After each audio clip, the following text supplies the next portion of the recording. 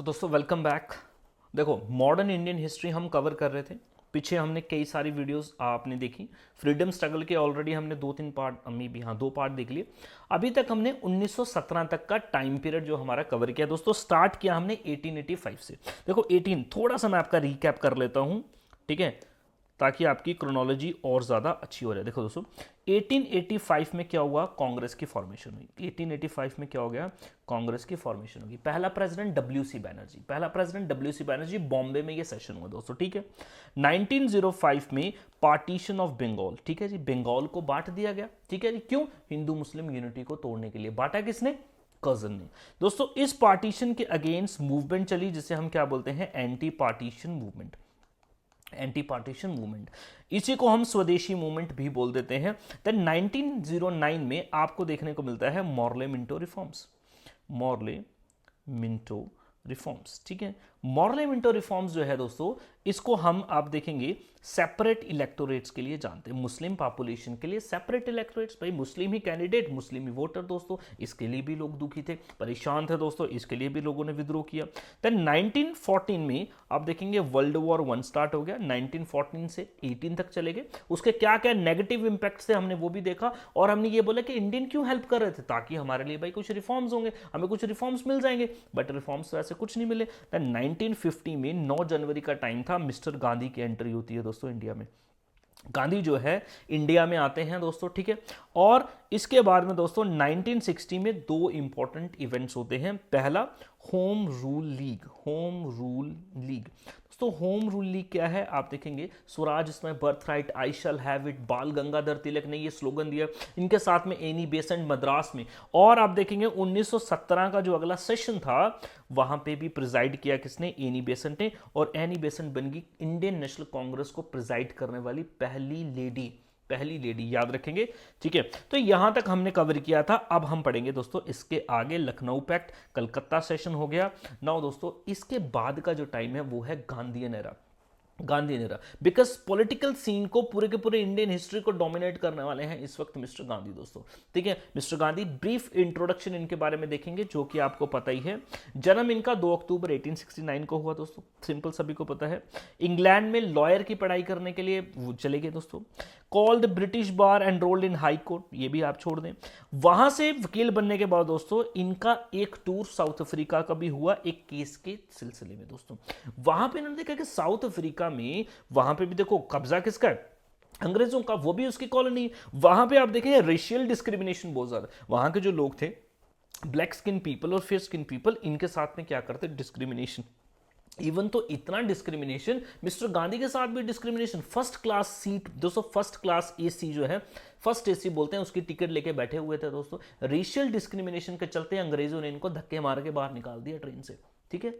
अब इन्होंने ये देखा यार इतनी बुरी हालत कि रेशियल डिस्क्रिमिनेशन, वहां पे दोस्तों इन्होंने लड़ाई लड़ी है रेशियल डिस्क्रिमिनेशन के अगेंस्ट में, इंडियंस के लिए, साउथ अफ्रीकन के लिए दोस्तों। और इस काम के लिए इन्होंने नेशनल इंडियन कांग्रेस भी बनाया था वहां पे, ठीक है जी, टू फाइट कलर प्रेजुडिस, याद रखना, ठीक है। कहां पे बनाया ये? आपका साउथ अफ्रीका में बनाया। साउथ अफ्रीका में ही दोस्तों इन्होंने मास मूवमेंट का जो मेथड है, सत्याग्रह का जो मेथड है, वो इन्होंने डिवाइस किया।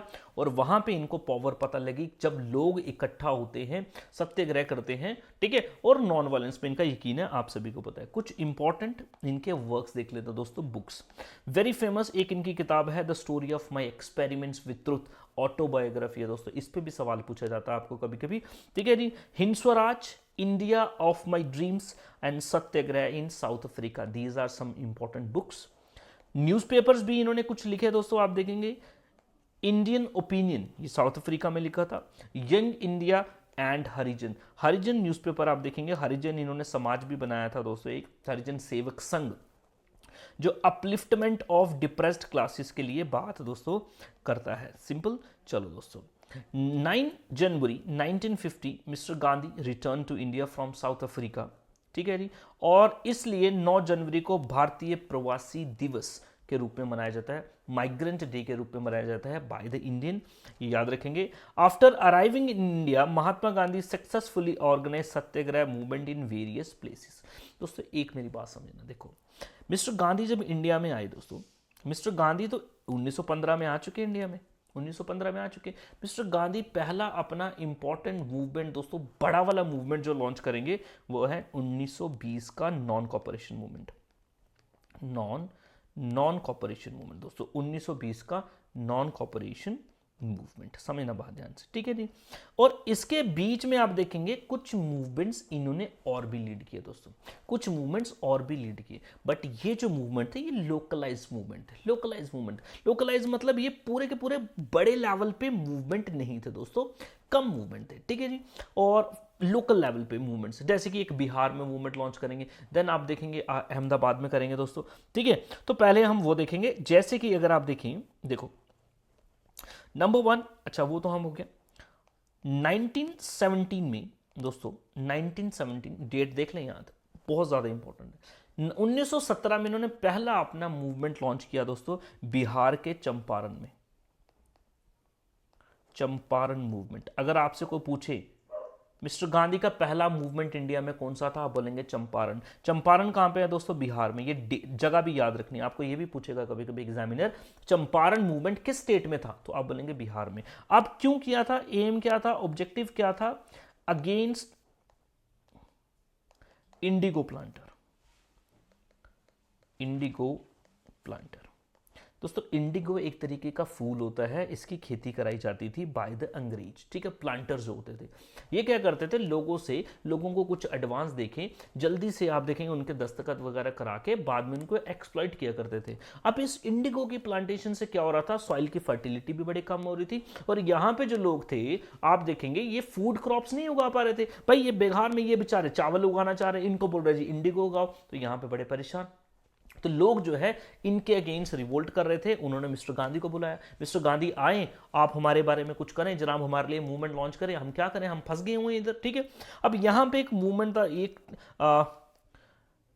एक मेथड यूज कर रहे हैं दोस्तों, इनको बोलते हैं तिनकथिया सिस्टम। क्या बोलते हैं, तिनकथिया सिस्टम। तिनकथिया सिस्टम का मतलब यह है दोस्तों, 3/20 लैंड पे इंडिगो लगाना पड़ेगा। 3/20 लैंड पे इंडिगो लगाना पड़ेगा, मतलब क्या दोस्तों, मान लो अगर किसी के पास 20 एकड़ जमीन है, 20 एकड़ जमीन है, 20 एकड़ जमीन में से 3 एकड़ जमीन में इंडिगो ही लगाना पड़ेगा, जो कि वहां के पीजेंट्स नहीं उगाना चाहते थे। तो दोस्तों मिस्टर गांधी ने इनके साथ में मूवमेंट लॉन्च किया और ये सक्सेसफुल हुआ दोस्तों। मिस्टर गांधी का नाम इंडिया में फैल रहा है, भाई ये बंदा कौन है भाई, इतना तगड़ा मूवमेंट लॉन्च कर दिया, और वो भी किसानों से ही कराया, खुद लीड कर रहे हैं, करने वाले इंसान ही है दोस्तों, ठीक है। 1917 में चंपारण दोस्तों, ठीक है जी। देन 1918 में 2 मूवमेंट दोस्तों इन्होंने और लॉन्च किए, 2 मूवमेंट और किए। एक तो दोस्तों Ahmedabad mill strike, Ahmedabad mill strike, ठीक है। और दूसरा है दोस्तों आपका खेड़ा सत्याग्रह। पहले अहमदाबाद मिल स्ट्राइक समझो दोस्तों, यहां पे एक मिल है, मिल के वर्कर्स जो है ना ये प्रोटेस्ट कर रहे हैं दोस्तों। मिल कौन सी है, कॉटन मिल। मिल कौन सी है दोस्तों, कॉटन मिल। डिमांड क्या है, वेज हाइक। डिमांड क्या है, वेज हाइक। बड़े ध्यान से समझे ना मेरी बात, ठीक है। आप देखेंगे ये टाइम जो है अभी वर्ल्ड वॉर का टाइम है दोस्तों, वर्ल्ड वॉर चल रहा है। वर्ल्ड वॉर के चलते प्राइसेस इतने ज्यादा बढ़ गए ना कि आम बंदे को रोटी खाना भी मुश्किल हो गया। और यहाँ पे जो वर्कर्स हैं वो बोल रहे हैं हमारी दिहाड़ी बढ़ा दो, हमारी दिहाड़ी बढ़ा दो। दिहाड़ी बोल रहे हैं कितने, 35% हाइक कर दो जनाब, 35%। मिस्टर गांधी ने इनके लिए मूवमेंट लॉन्च किया दोस्तों, ये मूवमेंट भी सक्सेसफुल हो गया दोस्तों। तीसरा इन्होंने 1918 में ही अगला मूवमेंट भी लॉन्च किया दोस्तों, इसी को हम क्या बोलेंगे, खेड़ा सत्याग्रह। खेड़ा सत्याग्रह। अहमदाबाद मिल स्ट्राइक भी गुजरात में, खेड़ा सत्याग्रह भी गुजरात में दोस्तों, खेड़ा सत्याग्रह भी गुजरात में दोस्तों। अब यहां पे क्या पंगा है दोस्तों, यहां पे हो चुका है क्रॉप फेलियर। यहां पे क्या हो चुका है दोस्तों, क्रॉप फेलियर। और यहां पे जो पेशेंट्स हैं वो डिमांड कर रहे हैं नो टैक्स। भाई हम टैक्स नहीं भर सकते, भाई नहीं भरेंगे खेड़ा में। अब गवर्नमेंट बोल रही है नहीं जी अंग्रेज आपको भरना पड़ेगा जी, टैक्स तो देना पड़ेगा, लगान तो देना पड़ेगा आपको, ठीक है जी। अब यहां पे ये लोग परेशान, बेचारे दें कहां से भाई, फूड क्रॉप्स ही सारी के सारी आप देखेंगे हमारी डिस्ट्रॉय हो चुकी है, हम कहां से देंगे। तो गांधी जी ने यहां पे भी मूवमेंट लॉन्च किया और ये मूवमेंट भी दोस्तों सक्सेसफुल हो गया, ठीक है जी। अब यहां पे देखें आप, एक मेरी बात बड़े ध्यान से समझें, बड़े ध्यान से समझें। चंपारण मूवमेंट पहले हुआ बिहार का, देन अहमदाबाद, देन खेड़ा। आपको क्रोनोलॉजी बेस्ड सवाल भी पूछता है एग्जामिनर, आपको पूछेगा, ठीक है। क्रोनोलॉजी बेस्ड, वो बोलेगा 3-4 मूवमेंट देगा, 3-4 मूवमेंट देगा, बोलेगा क्रोनोलॉजी में लगाओ। क्रोनोलॉजी में लगाओ। अब ये दोनों मूवमेंट 1918 के है दोस्तों, 1918 के, लेकिन आपको पता होना चाहिए पहले कौन सा हुआ, बाद में कौन सा हुआ दोस्तों। पहले कौन सा हुआ, बाद में कौन सा हुआ। पहले क्या हुआ, अहमदाबाद मिल स्ट्राइक, और उसके बाद में हुआ खेड़ा सत्याग्रह। अहमदाबाद मिल स्ट्राइक, बाद में हुआ खेड़ा सत्याग्रह। इसको ध्यान रखना दोस्तों, इसको ध्यान रखना, ठीक है जी। अब देख लो थोड़ी सी रिवीजन और, 1915 में गांधी आए, 1917 में इनका पहला मूवमेंट, 1918 में दूसरा, और 1918 में ही तीसरा मूवमेंट दोस्तों खेड़ा सत्याग्रह। और 1918 में ही दोस्तों वर्ल्ड वॉर भी रुक गई, वर्ल्ड वॉर भी रुक गई दोस्तों। अब जब वर्ल्ड वॉर रुक गई, अब इन्होंने क्या बात बोली थी कि भाई जब वर्ल्ड वॉर रुकेगी तो तुम्हारे लिए अच्छे रिफॉर्म्स लाएंगे, सेल्फ गवर्नमेंट तुम्हारे लिए बना देंगे, ठीक है जी, डोंट वरी, रिफॉर्म्स आएंगे। अब लोग सोच रहे हैं कि हाँ भाई रिफॉर्म्स आएंगे, हमने इतना साथ दिया इनका, भाई रिफॉर्म्स तो आएंगे, कोई बढ़िया रिफॉर्म आएंगे, देखते हैं क्या आएंगे। तो अब दोस्तों आना था एक रिफॉर्म, और वो रिफॉर्म आया 1919 का एक्ट। अभी हम देखते हैं दोस्तों, ठीक है, अभी देखते हैं, रुकिए आप, ये देखो पहले ये देख लें आप, Champaran Satyagraha. The planters were compelling the peasants to grow indigo on 3/20 of land known as tinkathia system. याद रखना तिनकतिया सिस्टम क्या होता है, on a fix price determined by planters. 17 Gandhi ji travel through Champaran in Bihar to inspire the peasants struggle against the oppressive plantation system. Champaran agrarian bill इस time पे government फिर introduce किया, यानी कि मूवमेंट सक्सेसफुल हुआ। Ahmedabad mill strike and Kheda Satyagraha दोनों 1918 के मूवमेंट है दोस्तों। अहमदाबाद मिल स्ट्राइक में अगर आप देखें इंपॉर्टेंट कुछ points, Gandhi went to Ahmedabad to organise satyagraha movement against cotton mill amongst cotton mill workers against the mill owners, ठीक है जी। डिमांड क्या है, 35% hike in wages. Gandhi himself undertook a fast on to death, important, यहाँ पे इन्होंने फास्ट भी दोस्तों किया था, और ये गांधी जी की पहली भूख हड़ताल थी, इंपॉर्टेंट पॉइंट है दोस्तों।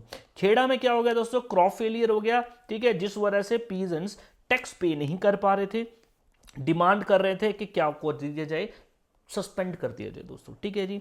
And consequently the government issued new instruction that the revenue should be recovered from only those who could afford to pay. बाद में जब मूवमेंट लॉन्च किया दोस्तों, उसके बाद ये माने भाई जो दे सकते हैं उनसे ही लेंगे दोस्तों, ठीक है, चलो जी। और इस मूवमेंट में एक इंपॉर्टेंट काम ये होता है, सरदार वल्लभ भाई पटेल जो हैं इनके फॉलोअर्स बन जाते, बिकॉज वो भी गुजरात से, और खेड़ा में जब इन्होंने मूवमेंट लॉन्च किया तो इनके क्या बन गए दोस्तों, ये फॉलोअर बन गए, कौन, सरदार वल्लभ भाई पटेल दोस्तों, ठीक है जी। चलो जी आगे चलते हैं दोस्तों। नाउ दोस्तों आना था रिफॉर्म्स। अब क्या आना था दोस्तों, रिफॉर्म्स, ठीक है। अब रिफॉर्म्स अगर आप देखेंगे, अब देखो रिफॉर्म्स है, इन्होंने बोला 10-10 साल के बाद आएंगे रिफॉर्म्स। रिफॉर्म्स क्या आने थे, 10-10 साल के बाद। अभी आपने एक रिफॉर्म सुना, आपने देखा होगा 1909 का रिफॉर्म, मॉरलेमेंटो रिफॉर्म्स, 10 साल बनने हैं अभी आपके 1919 में, ठीक है जी, 10 साल के बाद में अगला रिफॉर्म आया। इनको क्या बोलते हैं, Montague Chelmsford reforms, Montague Chelmsford reforms, या फिर Montague Chelmsford reform act of 1919 दोस्तों, ठीक है जी। अब मैंने आपको अगर पिछले वीडियो में याद होगा, देखो इनकी डिमांड क्या थी भाई, एक तो ज़्यादा से ज़्यादा लोग इंडियंस जो हैं वो गवर्नमेंट में आए, प्रोविंसेस को ऑटोनॉमी मिल जाए, प्रोविंसेस को क्या मिल जाए, ऑटोनॉमी, भाई अपने मैटर्स में उनको फ्री कर दो, अपने मैटर्स में उनको क्या कर दो, प्रॉपर तरीके से फ्री कर दो, और ये इनकी मेन डिमांड थी दोस्तों। और सेपरेट इलेक्टोरेट्स को भी खत्म करने की डिमांड थी, भाई तुम हमें अलग करने की कोशिश मत करो, इसको खत्म करो दोस्तों, ये इंडियन लीडर्स की डिमांड थी। अब देखते हैं जी इसमें रिफॉर्म में क्या होगा दोस्तों। देखो यहाँ पे मांगी इनसे क्या थी, ऑटोनॉमी दोस्तों। It expanded the legislature at the centre in the provinces, ज्यादा बंदे इसमें जोड़े, छोड़ दो, कोई इंपॉर्टेंट पॉइंट नहीं। इट इंट्रोड्यूस डायरकी और डुअल गवर्नमेंट इन प्रोविंसेस, ये इंपॉर्टेंट पॉइंट है दोस्तों। 1909 का एक्ट ने सेपरेट इलेक्टोरेट्स लाया, 1919 के एक्ट ने डायरकी लाई दोस्तों। डायरकी का मतलब डुअल गवर्नमेंट, डायरकी का मतलब डुअल गवर्नमेंट। जरा समझो डुअल गवर्नमेंट क्या होता है, देखो मेरी बात समझो दोस्तों। देखो जो गवर्नमेंट होती है ना, देखो प्रोविंशियल गवर्नमेंट, प्रोविंसेस में इन्होंने क्या इंट्रोड्यूस कर दिया दोस्तों, डायरकी।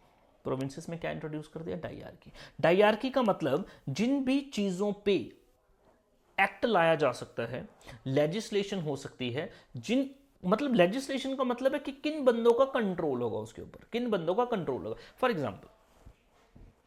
एग्जाम्पल पंजाब गवर्नमेंट चाहे अपनी स्टेट में कितना भी टैक्स लगाए, ठीक है जी, कितना भी टैक्स माफ करे, कर सकती है ना, कर सकती, उनके पास रेवेन्यू का कंट्रोल है, सेंटर इसकी कोई इन्वॉल्वमेंट नहीं हो सकती दोस्तों, ठीक है जी। क्यों? क्योंकि वो अपने इन मैटर्स में उनके पास पावर है दोस्तों, ठीक है जी। बिकॉज स्टेट, आप देखेंगे लिस्ट होती है ना, centre list, state list, concurrent list, यानी कि जिसपे सेंटर कानून बना सकता है, स्टेट भी कानून बना सकता है और दोनों भी बना सकते हैं, ऐसे लिस्ट होती है दोस्तों। इन्होंने क्या किया दोस्तों, इनसे मांगी थी ऑटोनॉमी, भाई सारे के सारे मैटर्स में आज़ादी प्रोविंसेस को दो। इन्होंने ऐसा नहीं किया दोस्तों, इन्होंने ऐसा नहीं किया।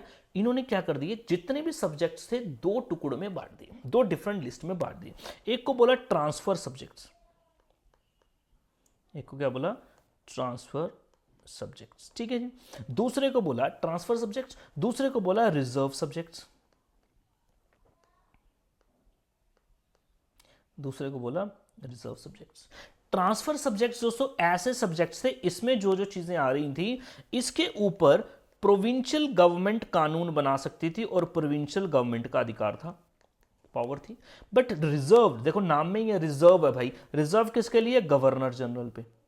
भाई अभी भी इनके ऊपर जो कंट्रोल है वो किसका होगा, गवर्नर जनरल का होगा, मतलब सेंटर का होगा, सेंटर का होगा। यानी कि आप ये देखें इन्होंने क्या किया, जितनी इंपॉर्टेंट चीजें थी ना, इंपॉर्टेंट चीजें, ठीक है, जहां से पैसा भी बनना था वो रिजर्व सब्जेक्ट में रख लिए, जो लेस इंपॉर्टेंट चीजें थी वो ट्रांसफर सब्जेक्ट्स में रख लिए। अभी इंडियंस को ये फिर परेशान, भाई ऑटोनॉमी मांगी थी, ये क्या थमा दिया हमें, डाइयार्की थोड़ी मांगी थी, ऑटोनॉमी मांगी थी, ऑटोनॉमी दी नहीं, डाइयार्की दे दी दोस्तों। अभी ये समझो स्लाइड की मदद से, देखो क्या बोलता है। पहले तो आप डाइयार्की समझो, ये कहाँ गया, डाइयार्की ने प्रोविंस, ये देखो डाइयार्की, ठीक है। गवर्नमेंट ऑफ इंडिया एक्ट आपको दिख रहा है, बिल्कुल आपको दिख रहा है, ठीक है। अब देखें यहाँ पे, देखो प्रोविंशियल लेजिस्लेचर, प्रोविंसेस की बात चल रही है, प्रोविंसेस, इसको तो छोड़ ही दो तुम, ठीक है। देखो सब्जेक्ट्स जितने भी होंगे जिस पे कानून बनेगा, रिजर्व लिस्ट, ट्रांसफर लिस्ट, ठीक है। रिजर्व लिस्ट बोल रहा है किसके लिए है, गवर्नर और उसके जो रिप्रेजेंटेटिव हो गए सेंट्रल लेजिस्लेचर में, उनके लिए। इसमें क्या क्या चीजें दोस्तों, फाइनेंस, पुलिस, एडमिनिस्ट्रेशन, भाई सारी की सारी चीजें तो अपने पास ही रख ली, पूरा का पूरा पैसा अपने पास भी रख लिया। और इनको क्या थमा दिया, पब्लिक हेल्थ, सैनिटेशन, एजुकेशन, और भी थे सब्जेक्ट्स लेकिन लेस इंपॉर्टेंट प्रोविंसेस को दे दिए, भले आपके लिए कर दिया जी, आसान कर दिया तुम्हारे ऊपर। बोल रहे यार हमें ये थोड़ी मांगा था भाई, ऑटोनॉमी मांगी थी वो तुमने दी नहीं। तो दोस्तों इस बात पे बड़ा ज्यादा गुस्सा आ गया लोगों को प्रोविंसेस में कि हाँ भाई हमने तुम्हारी इतनी मदद की, तुमने बोला जी हाँ आपको ऑटोनॉमी भी देंगे, रिफॉर्म्स लाएंगे, ये रिफॉर्म्स लाए हो, ठीक है, ये कर दिया। नो, अब एक काम और किया था, अभी देखना, it further encourage the communal and racial religious interest by allowing Sikh, Anglo Indian, European to send their own separate representatives. कहीं ना कहीं इन्होंने सेपरेट, आप कह सकते हैं, रिप्रेजेंटेशन जो है ये भी स्टार्ट की, किसके लिए, सिखों के लिए, एंग्लो इंडियंस के लिए और यूरोपियंस के लिए दोस्तों, ठीक है जी। अब ये कहीं ना कहीं और ज्यादा डिवीजन क्रिएट कर रहा था इंडियन सोसाइटी में। एक तो ऑलरेडी मुस्लिम्स के लिए था, अब यहां पे भी देखने को मिल दिया। और दोस्तों प्रोविंसेस में क्या कर ला दी इन्होंने, डाइयार्की ला दी। डाइयार्की मतलब डुअल गवर्नमेंट, ठीक है जी। अब दोस्तों इस बात पे लोगों को आया गुस्सा, और लोग जो हैं दोस्तों इस 1919 के एक्ट के अगेंस्ट धरना प्रदर्शन लगाना शुरू कर दिया दोस्तों, धरना प्रदर्शन लगाना शुरू कर दिया। लोग नहीं थमाने लगे, लोग दोस्तों रिवोल्ट कर रहे हैं, लोग इधर उधर जा रहे हैं जी, नारे लगा रहे हैं। अब गवर्नमेंट ने सोचा क्या करें, इनको रोकना है। दोस्तों रोकने के लिए गवर्नमेंट ने एक एक्ट लाया, बोला जी किसी भी बंदे को उठाओ, 2 साल के लिए जेल में डाल दो, ना ये कोर्ट में भी नहीं जा पाएगा, कोर्ट में भी नहीं जाने की अनुमति होगी आपको अगर आपको इस एक्ट के अंडर बुक कर लिया गया। फॉर एग्जांपल दोस्तों मैं आपको बताता हूं, जैसे कि हमारे देश में अभी भी कई ऐसे कानून हैं जिसमें आपको जमानत नहीं मिलती, जमानत की है ही नहीं, प्रोविजन ही नहीं है जमानत का, ठीक है। फॉर एग्जाम्पल के लिए अगर कोई माइनर रेप कर दे, ठीक है, माइनर किसी बच्चे का रेप हो जाए दोस्तों, इसके जो गिल्टी होगा इसको नहीं मिलती। फॉर एग्जाम्पल किसी को ड्रग्स, किसी की जेब से ड्रग्स मिल जाए दोस्तों, ठीक है, ड्रग्स मिल जाएगा तो इसकी भी आप देखेंगे जमानत नहीं होगी। उस टाइम पे भी इन्होंने एक ऐसा एक्ट पास किया कि भाई किसी को भी उठा लो, शक के बुनियाद पे उठा लो, कितने साल के लिए, 2 साल के लिए। दोस्तों इस एक्ट का नाम था, 1919 का ही एक्ट है, इसको बोलते हैं रॉलेट एक्ट। क्या बोलते हैं, रॉलेट एक्ट। क्या बोलेंगे दोस्तों, रॉलेट एक्ट, ठीक है। Very simple, very simple. पहले क्या आया, गवर्नमेंट ऑफ इंडिया एक्ट, या फिर आप बोल सकते हैं मोंटेगो कैम्सफोर्ड रिफॉर्म्स आए, एक्ट ऑफ 1919 आया। इसके अगेंस्ट जब लोगों ने प्रदर्शन किया देन रॉलेट एक्ट आया, ठीक है जी। देन गांधी जी ने इस रॉलेट एक्ट को ब्लैक एक्ट बोलते हुए, भाई ब्लैक ही तो है, आप एक बंदे को कोर्ट में भी नहीं जाने दे रहे हो यार, ठीक है, कम से कम वो अपनी बेगुनाही जो है वो प्रूफ तो करे, आप जाने ही नहीं दे रहे तो वो क्या हुआ, ठीक है, ब्लैक ही तो हुआ। अब इन्होंने, गांधी जी ने यहाँ पे एक फिर से सत्याग्रह लॉन्च किया। इस सत्याग्रह को बोलते हैं दोस्तों रॉलेट सत्याग्रह। इसको क्या बोलेंगे, रॉलेट सत्याग्रह, रॉलेट सत्याग्रह, ठीक है जी, 1919 का दोस्तों रॉलेट सत्याग्रह, ठीक है जी। अब इसी के टाइम पे आप देखेंगे दोस्तों अगले ही महीने जो है वो क्या होना दोस्तों, बैसाखी, बैसाखी होनी। अब रॉलेट सत्याग्रह में एक काम हो रहा था, दो इंपॉर्टेंट लीडर्स को कांग्रेस के ना वो अरेस्ट कर लिए दोस्तों। एक का नाम था सैफुद्दीन किचलू, सैफुद्दीन किचलू, और दूसरा का नाम दोस्तों सत्यपाल, डॉक्टर सत्यपाल। इनको अरेस्ट कर लिया रॉलेट सत्याग्रह, सत्याग्रह के चलते, ठीक है। अब दोस्तों अब अगले महीने है बैसाखी का टाइम, बैसाखी का टाइम, तो पंजाब में आप देखेंगे जलियांवाले बाग में हर साल लोग इकट्ठा होते हैं भाई, ठीक है जी। बोला जी हाँ भाई जाएंगे, लोग इकट्ठे होंगे, उधर भाषण वाषण देंगे, कुछ पॉलिटिकल मैटर्स भी डिस्कस करेंगे, साथ में फेस्टिवल भी मनाएंगे, ठीक है जी। चलो जी, अब ये लोग आप देखेंगे 1919 का ही ये टाइम है दोस्तों, ये मार्च का टाइम है, अभी अगला अप्रैल का टाइम है दोस्तों। तो आप देखेंगे अप्रैल 13 आप देखेंगे कि जलियांवाला बाग हत्याकांड हो जाता है दोस्तों, जलियांवाला बाग हत्याकांड, ये तो आपको पता ही है दोस्तों। जलियांवाला बाग जो अमृतसर में ये बाग है दोस्तों, यहाँ पे लोग इकट्ठे हुए, इस पार्क में इकट्ठा हुआ है बैसाखी मनाने के लिए। और दोस्तों इसके ऊपर पंजाब में आप देखें मिलिट्री जनरल जो है, जनरल डायर दोस्तों, यहाँ पे फायरिंग के ऑर्डर दे देता है और दोस्तों इनके ऊपर फायरिंग हो जाती है, ठीक है जी। तो जलियांवाला बाग हत्याकांड हो जाता है दोस्तों, जलियांवाला बाग हत्याकांड आपको देखने को मिलता है दोस्तों, ठीक है। एक ये बात याद रखें, एक बात और इंपॉर्टेंट याद रखें 1919 की ही, अच्छा इनको तो आपने रखना ही है याद, ये पूरी क्रोनोलॉजी में याद रखना है। अब ठीक है, अगला इधर रखते हैं, 1919 की अगली इंपॉर्टेंट बात आपको याद रखनी है दोस्तों, वो है खिलाफत इशू। क्या है, खिलाफत इशू, खिलाफत इशू। अब समझना दोस्तों खिलाफत इशू क्या, खिलाफत इशू दोस्तों ये है, देखिए बात समझना ध्यान से, 1918 में वर्ल्ड वॉर खत्म हुई दोस्तों। इस वर्ल्ड वॉर में सबसे बड़ा नुकसान जो हुआ वो हुआ ऑटोमन एम्पायर का, ठीक है, किसका हुआ दोस्तों, ऑटोमन एम्पायर। ऑटोमन एम्पायर समझे तो आप ये टर्की बेस्ड एम्पायर है दोस्तों, एक इस्लामिक एम्पायर था। और उस टाइम पे जो भी बंदा, जो राजा ऑटोमन एम्पायर का हेड होगा ना, किंग होगा, सुल्तान होगा ना, उसी को इस्लामिक वर्ल्ड का हेड माना जाता था, उसको बोलते हैं कैलिफ, उसको क्या बोलते हैं, कैलिफ, हिंदी में खलीफा बोल देते दोस्तों, कैलिफ या खलीफा, ठीक है। अब जो जीतने वाली पार्टीज थी, ठीक है, विनिंग पावर्स जो थी दोस्तों, अंग्रेज जो थे, इन्होंने बोला जी अब जनाब आपका ऑटोमन एम्पायर वगैरह कोई नहीं, टर्की वर्की कोई नहीं, सुल्तान उल्तान कोई नहीं, चलो भाई निकलो निकलो। अब ये बात मुस्लिम, पूरी दुनिया के मुस्लिम के लिए एक मतलब रिस्पेक्टफुल बात है यार, वो उनको रिस्पेक्ट देते हैं।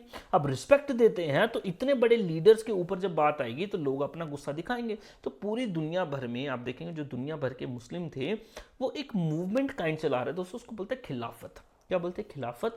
और ये खिलाफत इशू इंडिया में भी चल रहा था दोस्तों।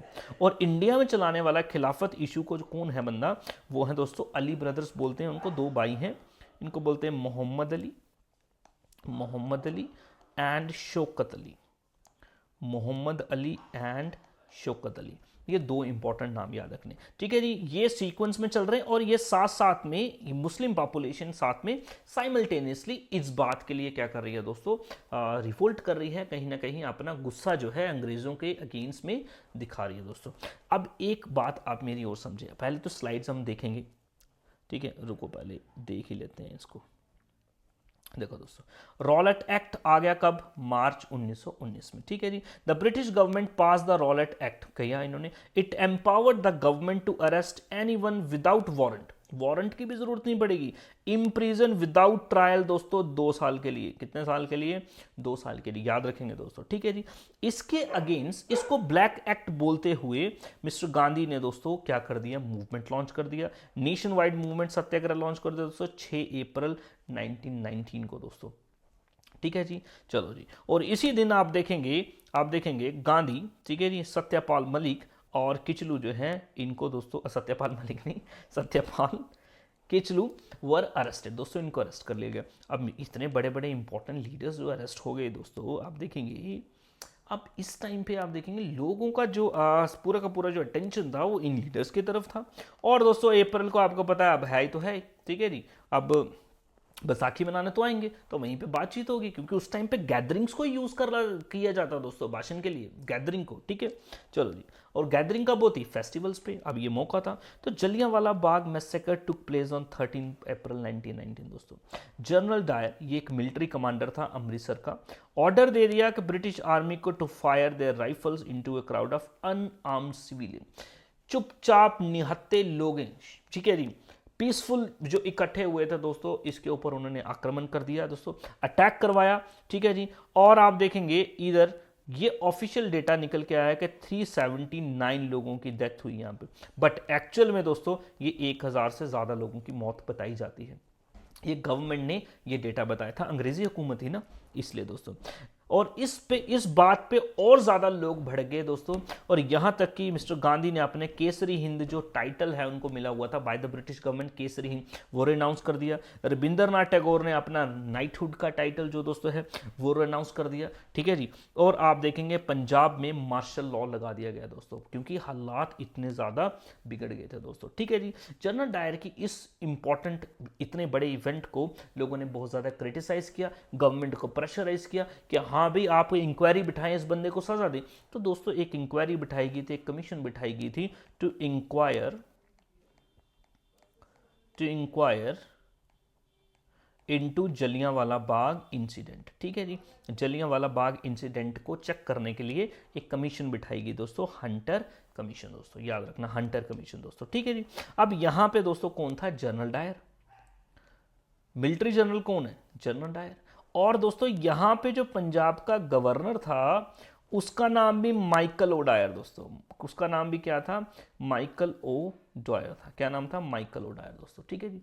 माइकल ओ डायर ने दोस्तों कहीं तारीफ कर दी थी जनरल डायर की, ठीक है जी। क्योंकि जनरल डायर को जब पूछा गया हाँ भाई आपने क्यों मारा, जनरल डायर बोला I wanted to produce a moral lesson, I wanted to produce fear in the minds of satyagrahi. ये जो सत्याग्रह कर रहे हैं ना, इनके दिमाग में मैं एक डर भरना चाहता था, डर भरना, ताकि दोबारा से ऐसा काम ना करें, ठीक है जी। और इसने भी बोल दिया हाँ शाबाश शाबाश। दोस्तों ये बात कहीं सुन ली, पंजाब के एक रेवोल्यूशनरी हुए बहुत तगड़े, इन्होंने ये बात सुन ली दोस्तों और बदला लिया दोस्तों। उसका बाद में जाके आप देखेंगे assassination of Michael O'Dwyer, ठीक है। 1940 में उधम सिंह जो है, शहीद उधम सिंह, इन्होंने लंदन में जाके दोस्तों छाती में गोलियां मारी हैं इनके। एंड कौन था ये Michael O'Dwyer? He was the governor of Punjab, endorse the act of general Dyer, जो मैंने कहानी आपको बता दी दोस्तों, ठीक है जी। अब ये क्या है दोस्तों? अच्छा, और वही खिलाफत मूवमेंट 1919 में movement was launch to protect the Ottoman empire Turkey after the first world war. Demand क्या थी? To defend the caliph temporal power, उसकी पावर्स को बचाया जाए। एक खिलाफत कमेटी दोस्तों इंडिया में भी बिठाई गई इसके चलते, फॉर्म्ड बाय बॉम्बे, इन बॉम्बे, मार्च 1919 में दोस्तों, ठीक है जी। और दोस्तों ये कौन चला रहे थे दोस्तों? अली ब्रदर, मोहम्मद अली शौकत अली, ठीक है जी, एंड मौलाना अबुल कलाम आज़ाद, इन्होंने इस मूवमेंट को ऑर्गेनाइज किया। दो इनको जिन्ना ने दोस्तों अपोज किया था, आपके काम का नहीं। अब मोहम्मद अली शौकत अली याद रखें। अब दोस्तों ये सारे के सारे काम जो है ये चल रहे थे 1919 में, ये सारे इवेंट हो रहे थे, देखिए आप देख रहे हैं।